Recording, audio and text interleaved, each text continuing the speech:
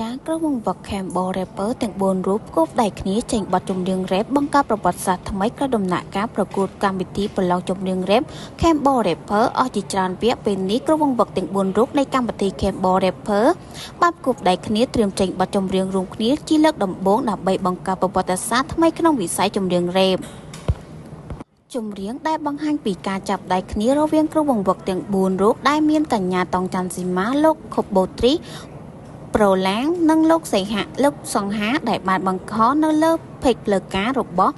Campbell Rapper កាលពីម្សិលមិញនេះបានធ្វើឲ្យទស្សនិកជនជាច្រើនចាប់អារម្មណ៍ទាំងបទចម្រៀងនិងស្ទាយនៃការតុបតែងខ្លួនរបស់ក្រុមវង្សវឹកទាំង4រូបជាពិសេសវីដេអូចម្រៀងនេះមើលទៅពិតជាប្លែកភ្នែកនិង